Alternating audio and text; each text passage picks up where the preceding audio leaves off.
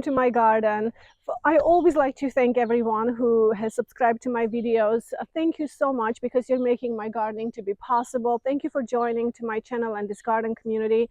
And it brings me so much happiness to be able to garden and share with everyone who loves gardening as much as I do. So today I'm going to plant three clematis. Well, two are the two different variety. And but before I start, I always like to let everybody know, especially to anyone who is new to my channel, just let you know that I'm gardening in France. We are actually from Colorado originally. We moved to southwestern France in about 8 years ago, and I started this garden from nothing. There was really just nothing here. We had to remove lots of trees and make space, etc. And so I've accomplished so much just looking at it. Sometimes it's kind of hard to believe, honestly, that it has turned into this garden that I absolutely adore. And but I am gardening in Zone 8B in southwestern France, to equivalent to the USDA zones. So but today, I'd like to let you know that I'm planting couple of clematis. Also, I'm going to plant two salvias here in this bed right here. And then I'd like to kind of go around and show you the containers and show you how they're doing. Some of them are, a lot of them are actually doing really good this year, which I'm not really as good as with the containers as I am with perennials, I feel like. But I feel really proud of myself for taking care of the containers so well this year. I'm really trying and I'm learning a lot every year. So anyway, so today, so this bed, let's just talk about this bed. So this area here is actually I really like it this year, because previous years all I had is just hybrid tea roses. It was just a formal rose garden, and this particular rose is one of my absolute favorite one. It's really beautiful. I think this is this is called Boreal here in France. And the breeder or creator of this rose, I think his name is Tantao. He's a Japanese rose creator. So but I do love it, and it's been very finicky for me, honestly. I just love the roses. That's why I keep you know, dealing with these roses. So in most hybrid teas in my zone, and I in my zone, they all get black spots, literally. Even lots of David Austin roses that are healthier, they do much better than hybrid teas, but they all do get black spots, the yellow leaves in this zone. I never had this problem in Colorado, but Colorado was really dry.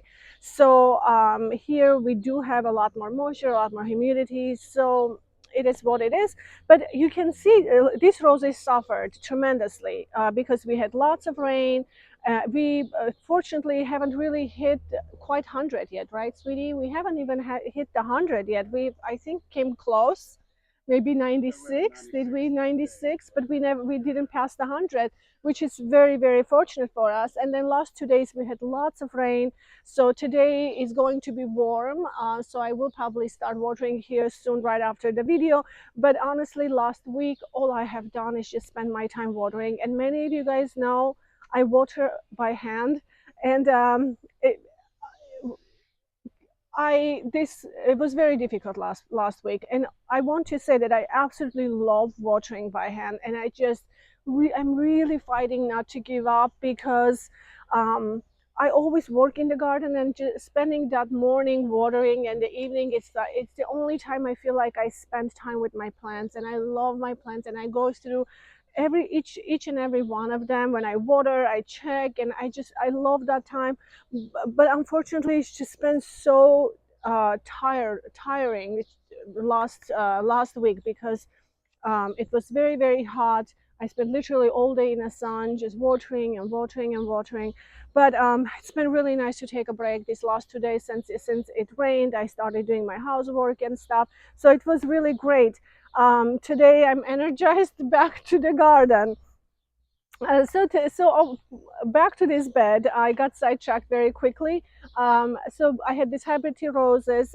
This last spring, I removed two of the hybrid tea roses, which was in the centers, and I decided to plant this crabapple tree. This is a Royal Beauty crabapple tree. and this is a whipping variety, and you can see it has this creates this beautiful fruits, and in the spring has a gorgeous uh, dark pink blooms, which is just so beautiful in the spring. And I decided that I really wanted this tree, but I really didn't have any other space to plant this tree. Now this tree doesn't get very big, it gets only about 8 feet tall, which is really perfect for this area. And I'm trying not to prune it so it doesn't get super wide, but you know, to stay more compact and down.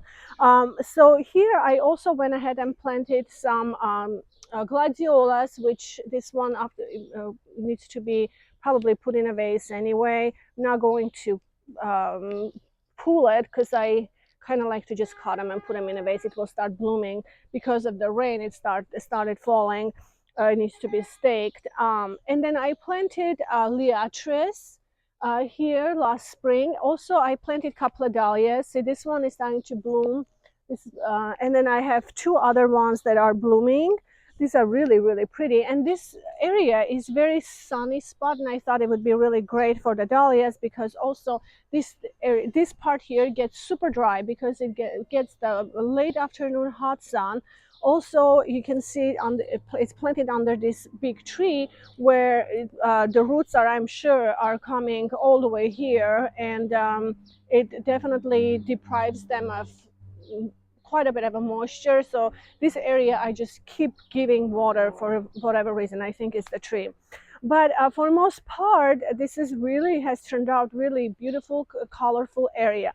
Now here today, I'm going to plant a few salvias, and I'll tell you why. Now this one is Salvia nemorosa caradana, and it's not supposed to get super big. I think it's like, it will go up to about 50 centimeters tall, and has beautiful dark purple, bluish spikes, spiky looking flowers, and it's going to be really pretty, I think, in these roses. But the interesting part why I'm trying to plant these roses is because I was listening to a very experienced gardener, and she was explaining that if the roses are getting disease, which mine do, all my roses literally get black spots, as I was explaining. And she was explaining that the salvias actually do um, have sulfur in them, and sulfur is usually used for it's an antiviral component. And so by when they get hot, when in the summer heat, they do release some of that sulfur. And she was explaining that if you plant them with your roses, the releasing of that sulfur with the heat, it actually helps the roses not to stay healthier. And so I'm going to, and I Googled it about sulfur, and yes, it's all true. So I'm going to experience this and try to plant as much salvias as possible underneath the roses, not the tall ones, but the short ones where they can stay more compact and just to release that sulfur from underneath with the heat. And I will see if this works. If it works, it's wonderful, but I will go ahead and try this and let you guys know if it actually does work. But one thing it has helped me this year to really stay on top of these black spots, not only pick everything from underneath, but actually just keep pulling. Even when the roses get literally naked without any leaves at all, I still keep pulling. Like for example here, you can see this is a hybrid T-piece rose, and look, it almost has no leaves. And what I did, see, I still have some that I need to take. I just get rid of them. I decided to try it this way, and it seemed like it has helped tremendously, because you can see all these new leaves have been pushing out. They're healthy. And then, of course, I had bugs. I think it was the white flies, and the white flies are always hard for me to remove for some reason. So, so here you can see these roses. I basically did the same thing. I stripped off all the blocks, yellow leaves, and I let it flush back, and you can see it's starting to bud. I have several buds on the roses. Leaves are clean and healthy. So I'm trying to really stay on top of it this year and see if I can get hold of it. Maybe as I start removing, maybe going forward, hopefully I will have less and less. We'll try and see. But so that's for this bed. Let's go ahead and I'll show you what I'm doing here. So this is a little triangle shaped bed that I created here because it, I felt like it was just too big of a space here, and I really don't like too much of space. I like the garden to be cozy where you can go through things, and that's just kind of how I enjoy it. So I decided to hedge this for the evergreen hedge. Oops, I have a weed here. I have I planted photinias all around for the evergreen hedge right here. Now this is really pretty in the winter time because I have an evergreen, and I also like to plant bulbs here for the spring. Now I wanted to plant this crabapple tree here. This is a beautiful, beautiful crabapple tree because it's very prolific and creates lots of beautiful little apples. You can see right here, beautiful, beautiful apples, and these apples turn a beautiful red color in the winter time. So even when I lose all these leaves, I will have this beautiful structure for the winter interest, and it will have lots of those gorgeous red apples on it. So it's so heavy. It's already drooping. Look at that. It has so many, and they're not little. They're just really good size where it's very visible. So I'm really excited about this tree. And of course it's going to get big. So I wanted to, maybe for the time being, because the tree is still small, I'm sure there's not a whole lot of roots going here. So I decided to maybe just plant some annuals. But then I decided to plant clematis here because I thought, this clematis would be so fun to just start growing and even climbing up on the tree. Now I've always been a big fan of group 2 clematis because they have these big, beautiful, showy flowers. However, I've been really enjoying these group 3 clematis because they have smaller flowers, but they are blooming all summer long, and just they have brought me so much joy this summer that I decided to add more into my garden for the summer interest, because group 2 seems to continuously bloom all summer long. However, the group 2, the large, beautiful ones, they do take a break. They're gorgeous in the spring, and then they take a break, and then they do rebloom in the fall. So, and for the group 2s, for some reason, you have to wait for a while. And my garden is new. They're new planted. It's going to take a long time. So because I'm being impatient, I like to to go ahead and plant group 3 because it gives me instant gratification, and I can enjoy for the all summer long until everything else starts maturing. So this particular variety, let's talk about this one. This one called Arabella, and this belongs, and look, it's blooming already, and it's so beautiful. It has this light lavendery blue flowers. It's so pretty. Now this one is not supposed to get very big. It's supposed to get on only 1.5 meters tall, and it group 3, so that means I can just go ahead and cut it down completely to the ground and let it flush back in the spring and continue bringing its beautiful show, and hopefully climb on this tree and poke the flowers through all, maybe from all directions here. And that's kind of what I want to do. And then whatever it doesn't climb, it can also be beautiful ground cover here with beautiful flowers. I have been doing that a lot with my clematis lately, with the group 3, just letting them go on the ground, just be as a ground cover, and start climbing on a few of the plants around it. It's very, very pretty. So I've been enjoying that style lately, and that's what I'm going to do today. So let's go to the other clematis, and I'll show you what I'm doing there really quick.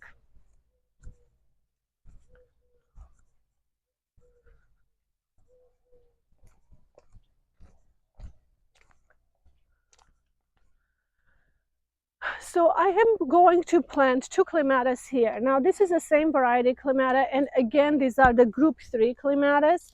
And you can see I have clematis right here as a ground cover. Oops, this is my wipes that I've been wiping my um, secateurs for pruning roses because it's disinfectant. Just put them here for a second. Um, so here you can see I have planted, this is a Hudson River, I believe, clematis, which is really pretty, and I'm letting it kind of grow, and the roses are doing the same thing. As you can see right here, this hybrid tea rose, oh, it's getting dry, sweetie, I need to water. Um, this hybrid tea rose, you can see it's already flashing back with new leaves, and I've been going to do that. See, it dropped more. I'm going to clean that here soon. But let's go back to this clematis really quick. Now, this is supposed to be, we'll pop the picture of this because it has a beautiful red color. This one is called Clematis Furnace Markham. I don't know. Let me just show you like this, and we'll just pop it on a screen so you can see the name. But this one's supposed to be very vigorous clematis, and that's the reason why I'm going to plant this here. It's supposed to go up to 300 centimeters, which is about 3 meters tall. And so this part, let's just talk about this part of my garden really quick. Now I have this arbor here, and I have little gem magnolias, 3 magnolias on each side, this side, and 3 on the other. Now what I'm going to do, just try to prune them as tight as possible and make it really thin to stay very compact, and create a hedge with them. And they're very, very pretty because you can see they're, I don't know if I have any blooms, but they've been blooming lately a lot. They have these gorgeous white flowers, large white flowers. And here, this one, sweetie, maybe it's almost, this one is almost finished, and they don't stay very long, but they're really beautiful when they do bloom. And my idea is having them to grow and hopefully create a beautiful hedge here, and I can train it over the arbor and kind of keep it in that height where you can see other side of it until you come through it and then discover a new garden area. And so that's kind of what this area is for. So but in the meantime, I know I still have a long ways to go until that actually happens, although you can see they're already taking off. You can see how small they were. Like these ones are not growing as fast, although they, this year I feel like they're starting to really go. You can see they're a lot lush. Last few years they sat and did nothing, and it's because they're also planted very close to the pine roots here. So for whatever reason, they're taking their time. But you can see these ones have already taken off and doing really good. So I think soon they will probably get there.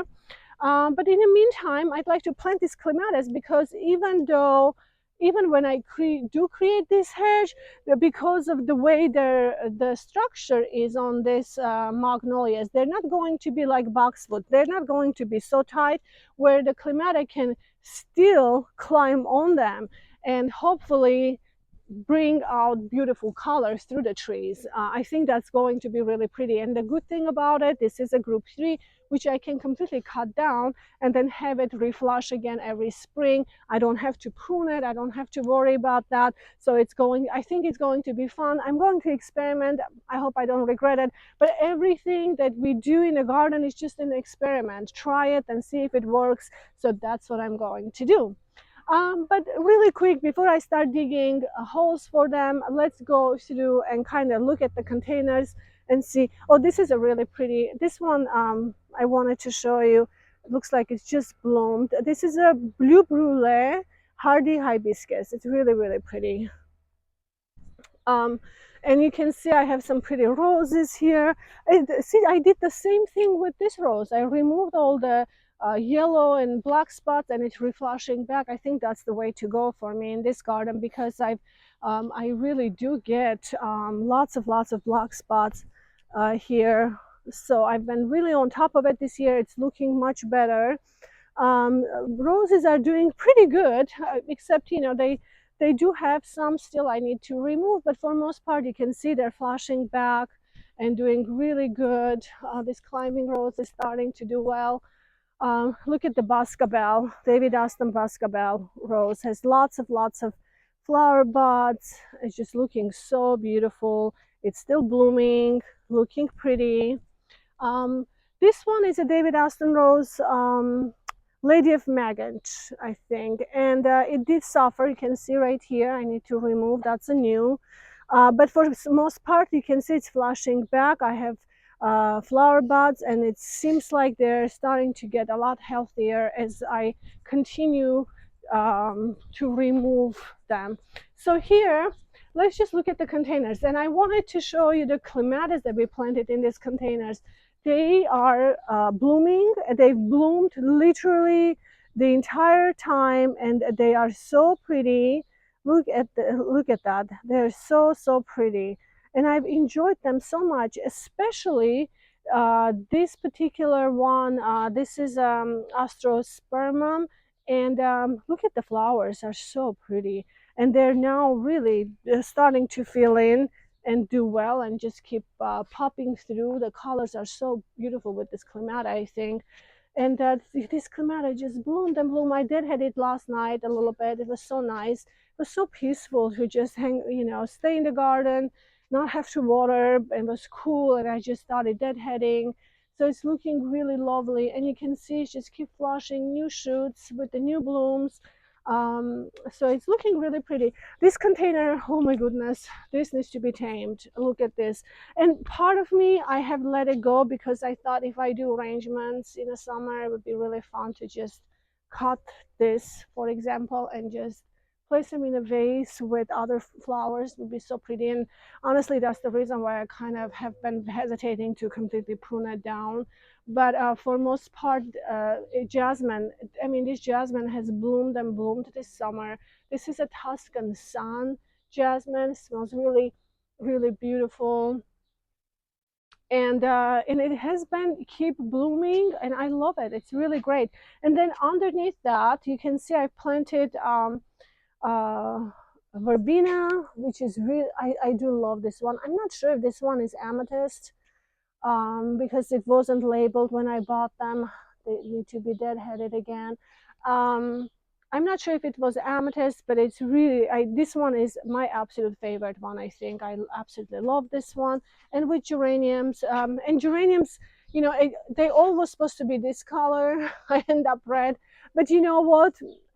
I love it. I love it. I love the red. It's super. I love the pop of color in a garden this time of a year. It's looking really pretty. And same here. I have some caliber koi here. That's double. It's really beautiful. It's doing pretty good. Like I said, I'm still learning more about containers because in Colorado I really didn't plant a lot of annuals. I was very busy working. I did have a nice garden that I enjoyed, but did very minimum containers because Colorado, it was such a short summer, and being busy, I don't know, I just couldn't really. It was very expensive, and so I decided not to. I didn't emphasize my time so much on the containers.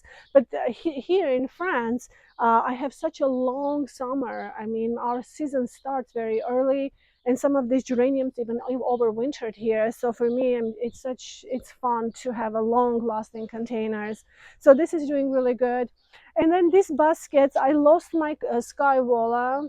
Unfortunately, I'm learning that sky volas they really like a lot of water.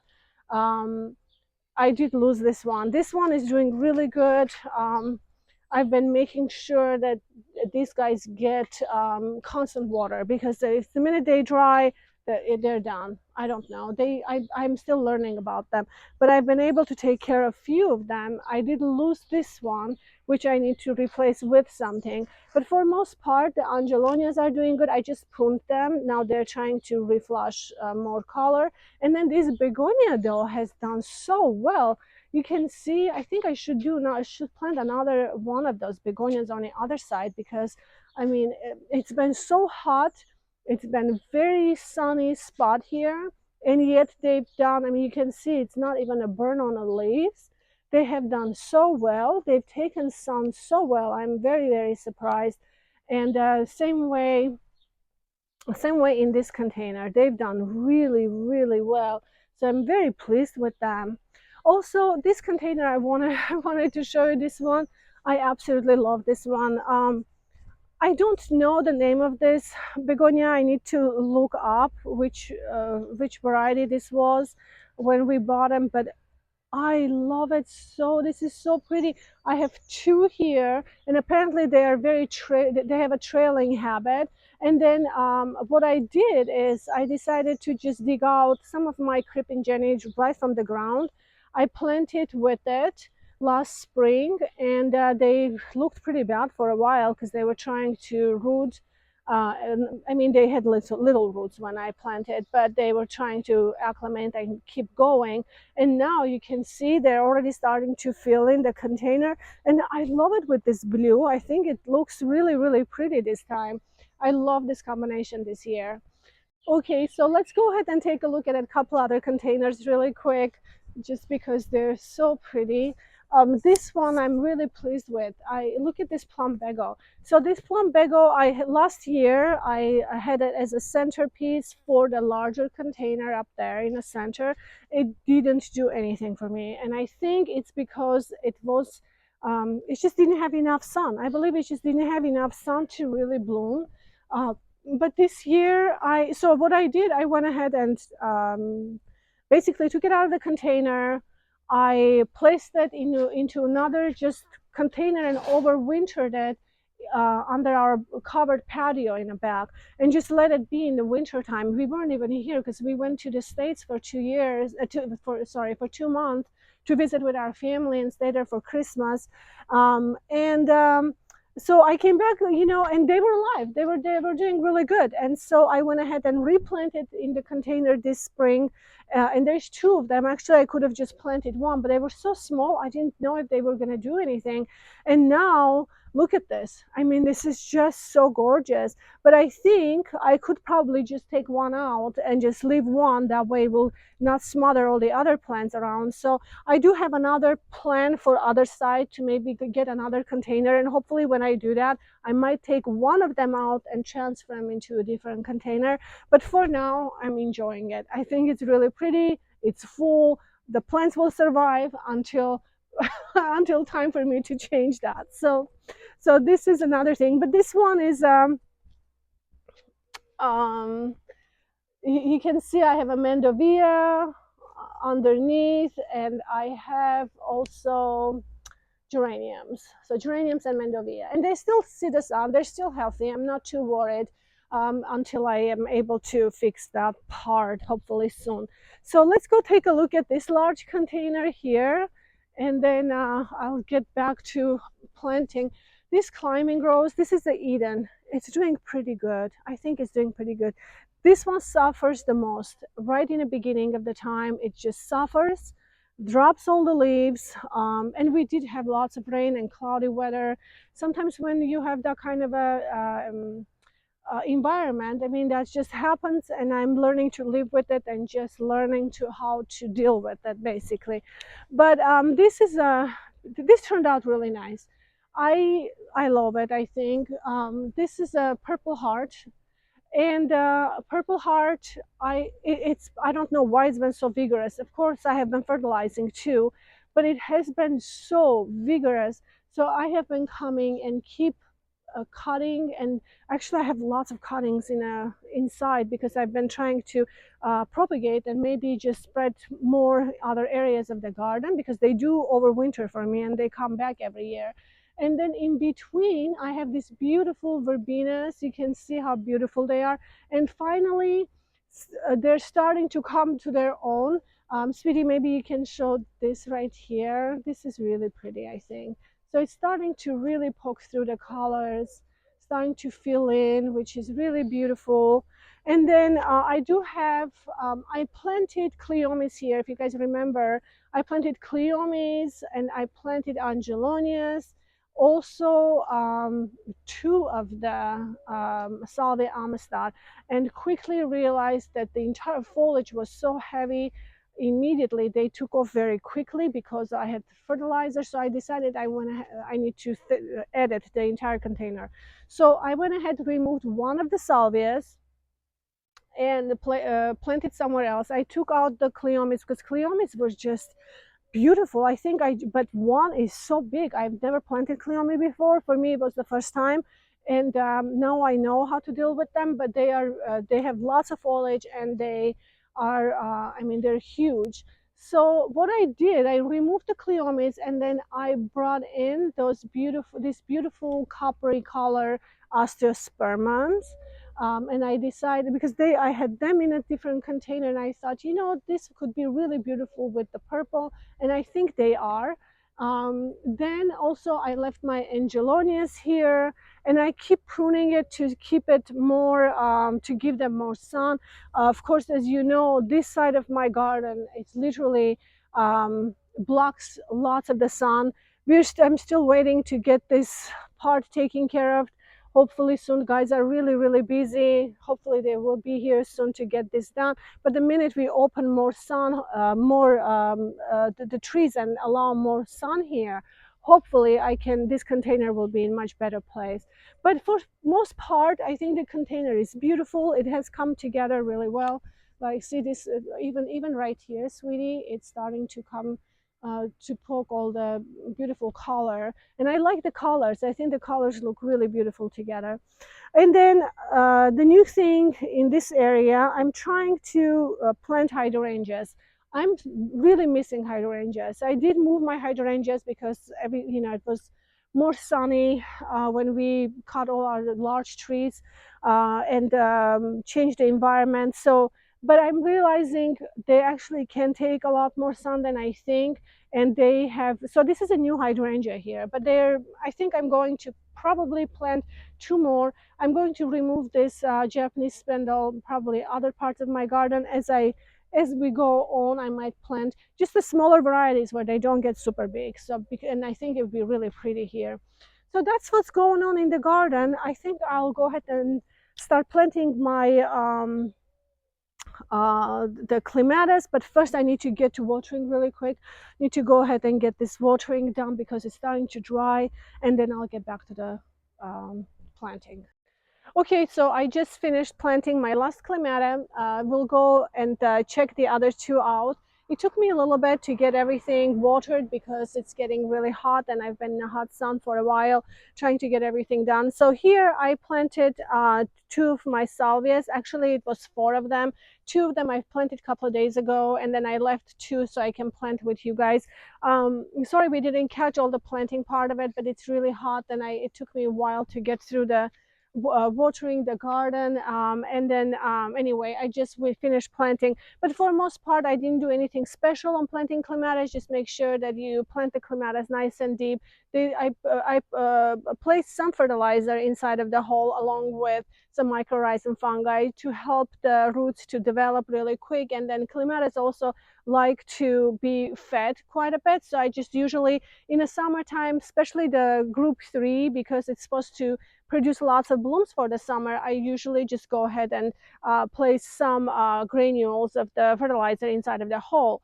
So this one, you can see it's already doing good. I trimmed out quite a few things. I made a little teepee here with the bamboos, so I thought I can just at least get them going. And then part of it, see, there's another one I kind of leaned towards the tree, and hopefully some of them will start climbing toward it. And what I'd like to do is just have this climb over the tree, and some here, and maybe some on the ground, and some over the hedges, because you can see right here this beautiful, beautiful light blue flower that is going to bring so much fun for this little bed, which would be really great for the summer. Especially we don't get, usually the blue flowers are really hard to find, and if I can get a little blue here, there, it's always just so pretty in the garden. So I got everything watered already. Let's just go take a look at that other two clematis that I planted. I made a little arrangement really quick as I was watering the gardens with some of the gladiolas that was leaning. And I really don't like staking. Honestly, it's not my favorite thing to do in the garden, especially for gladiolas, because they only take about a week or so, and then they're done. It's just a lot of effort. So I usually just cut them, make them really nice arrangements. Whichever stands strong, they will probably stay in the garden. If they're leaning, I would just cut them and make an arrangement. Here I cut just a few of these beautiful plum begos, and then some David Austin roses in the garden. Made a little arrangement that I can take home in this beautiful homemade vase that I purchased this long time ago from little Ouray, Colorado, where I used to live. You know, this is really precious because it was one of our locals that used to make this in one of the local shops. It's just a really beautiful and means a lot to me.